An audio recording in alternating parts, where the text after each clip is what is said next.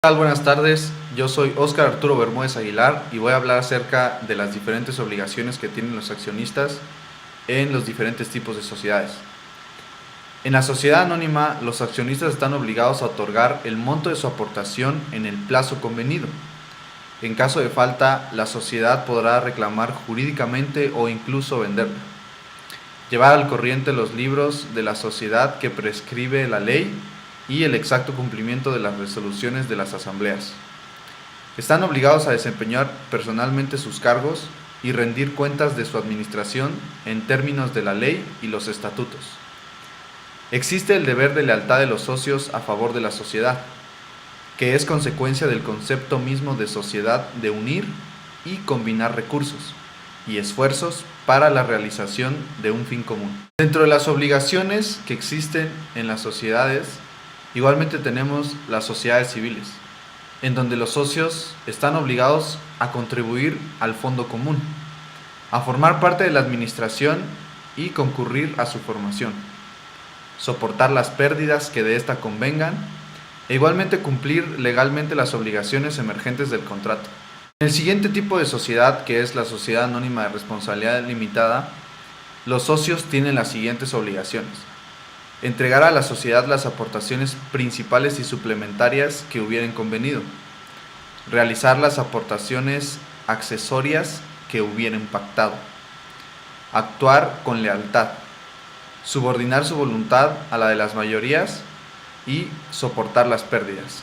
En sociedades mercantiles se encuentra la sociedad cooperativa y las obligaciones de los socios son las siguientes: cumplir con los deberes legales, estatutarios y los acuerdos adoptados por los órganos sociales, además de participar en las actividades cooperativizadas en la cuantía mínima obligatoria establecida por los estatutos, guardar secretos sobre los asuntos y datos cuya divulgación pueda perjudicar los intereses sociales y no realizar actividades competitivas con las actividades empresariales desarrolladas por la cooperativa, aceptar los cargos para los que sean elegidos y cumplir con las obligaciones económicas que les correspondan.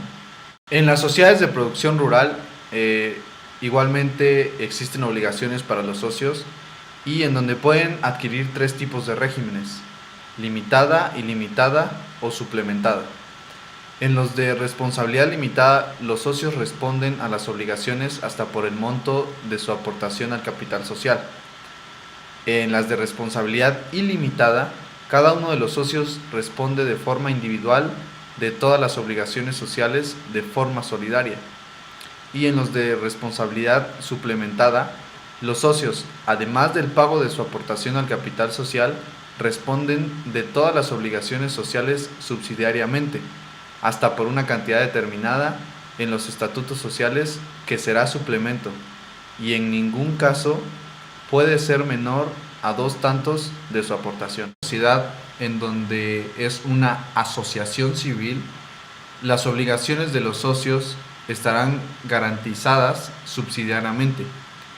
Quiere decir que primero se liquidarán los bienes de la sociedad y posteriormente deben ser ejecutados para el pago de las obligaciones de los bienes particulares de los socios, siguiendo a la responsabilidad ilimitada, en donde los socios responden con todos sus bienes personales, el pago de las deudas y el cumplimiento de las obligaciones sociales. Y por último, solidaria. Esto es donde los acreedores de las sociedades pueden requerir el cumplimiento de las obligaciones de la sociedad a cualquiera de los socios, siendo individualmente responsable.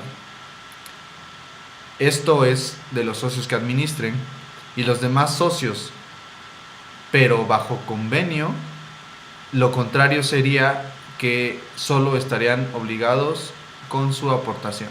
Acerca de las sociedades y sus diferentes tipos de obligaciones por parte de los accionistas, es importante recalcar que los accionistas, antes de conformar una sociedad, deben de entender qué es una sociedad y qué sociedad les conviene más para el negocio, empresa, comercio o fundación que deseen registrar, ya sea como persona física o como persona moral.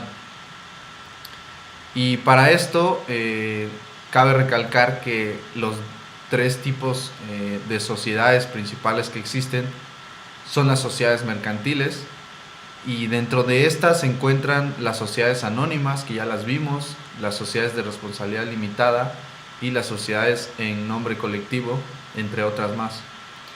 Están en segundo las sociedades civiles, como la sociedad civil y la asociación civil.